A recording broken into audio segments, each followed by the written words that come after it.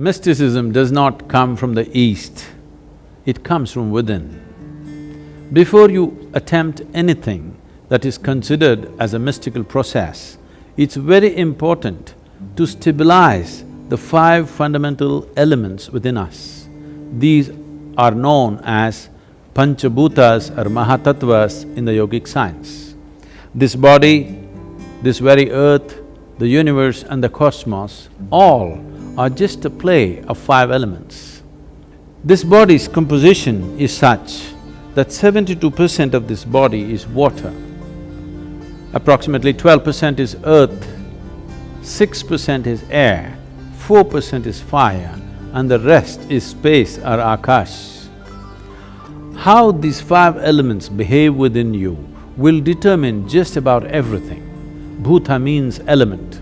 Bhuta Shuddhi means to become free from the taint of elements or to cleanse the element. It means to become free from the physical nature.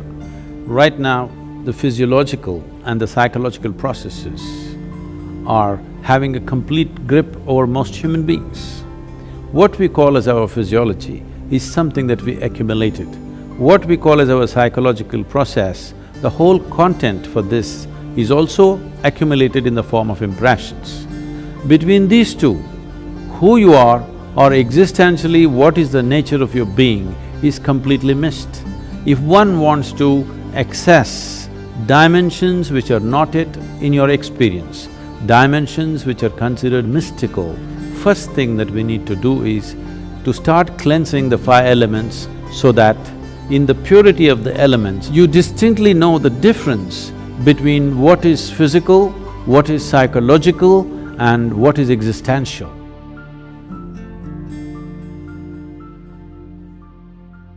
There is substantial evidence today to show that water has a great sense of memory. Everything that happens around a body of water is in some way stored in the water molecules. It is being referred to as a fluid computer. Among the five elements, water acquires the greatest significance because 72% of this body is water. If we take sufficient care about the water that we consume, not just in terms of its purity, it being bacteria-free and those kind of things, but the way the water is kept, in what kind of container you keep it, how you keep it, how you touch it, how you approach it. Because there is substantial scientific evidence today to show you that a thought, an emotion, a touch, these things can change the molecular structure of the water and greatly alter the way water behaves within your system. So, one needs to understand, you are not dealing with a commodity, you are dealing with life-making material. Water is life. It is just that right now it's outside of you. So before it enters your system, how you treat it? If you keep the water in a container which is metallic, preferably copper or an alloy of copper, and every day if you wash it with an organic substance and keep the water in a place where it is not touched by other smells and other substances, there is sufficient space around it, and when you approach it, if you can just hold this vessel with your hands with a certain sense of gratitude and reverence, because this is life-making material, and then consume it, you will see it will do wonders within your system. Healthfulness and equanimity will be a natural consequence of this.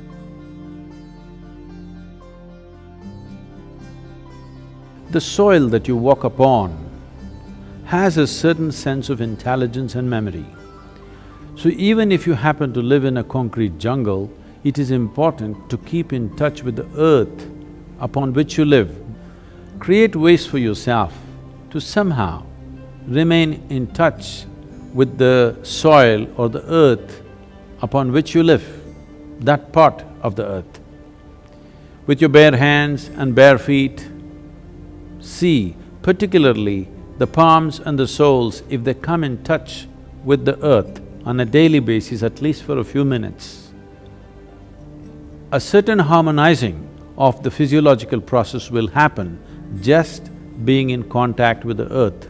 If you spend at least a few minutes in your garden, barefooted, touching plants or trees, because this is the basis of your life. All life, yours and every other creature, has come out of this earth. Stay in touch with it and harmonize your system.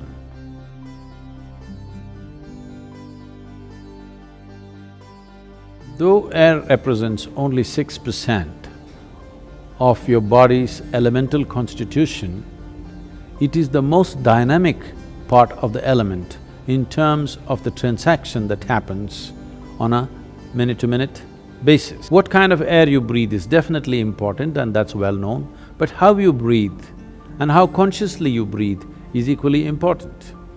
Especially those of you who are living in large cities, the kind of air that you breathe may not be in your hands. So it's good, at least for a few minutes, take a walk in the park, along the lake or the river or whatever is available to you. Especially if you have children, it is important that you take them out at least once a month, far away enough from the city where nature is in reasonably pure state, where they can climb a small hill or walk in a forest or swim in a river, something natural, to be in touch with nature and to do something where breath will be in a dynamic state. This is not just for aerobic exercise, because constant exchange of air is happening from within and without, and the very intelligence in the body will take care of this, that when it senses the air is pure and alive, the way the body breathes is different, you can notice this, and the exchange will happen, cleansing will happen within the system, because breath per se is only 1 to 2% of the air transaction. The rest is happening in many other ways. So if you remain in pure air, it's important that you bring breath to a dynamic state with a certain activity. You don't have to do too vigorous an activity, just enough to see that you're breathing deep enough, slightly deeper than normal is happening to you for a period of time, and especially for growing children, this becomes very important, because this will greatly enhance the body's integrity and strength. But on a daily basis, if you're not able to take yourself out within the house, you can do a simple yogic practice called Nadi Shuddhi to cleanse the breath.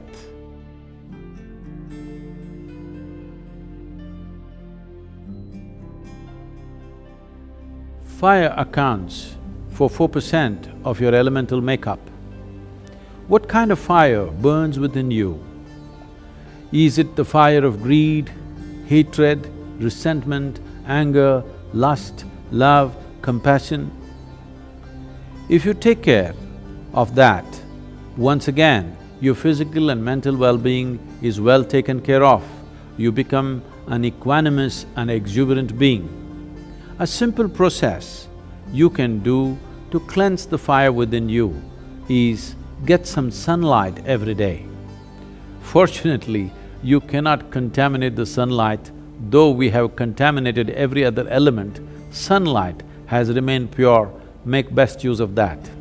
If you wish to use fire, you can light a fire with an organic substance like straw or firewood without any oil, and stand facing the fire with your hands open and keep your eyes open for 3 minutes, then stand with your back to it, exposing your spine for 3 minutes.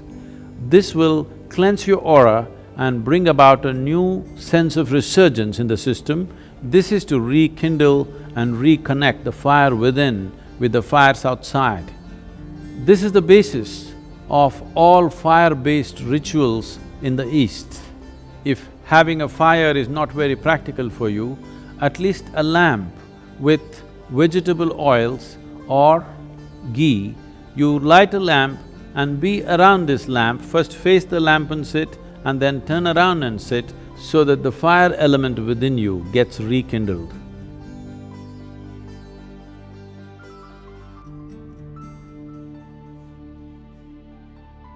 The fifth and the most expansive dimension of the elemental composition is Akash or etheric space.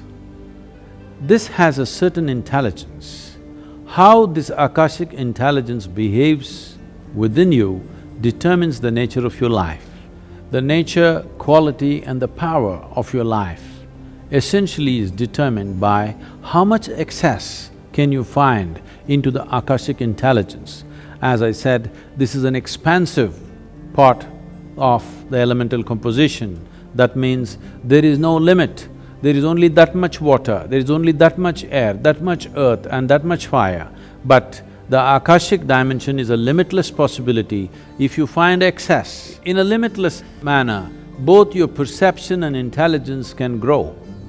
One simple process you can do to find more access to Akash or the Akashic intelligence is, after sunrise, before the sun crosses a 30-degree angle, you look up at the sky once and bow down to Akash for holding you and this planet in place.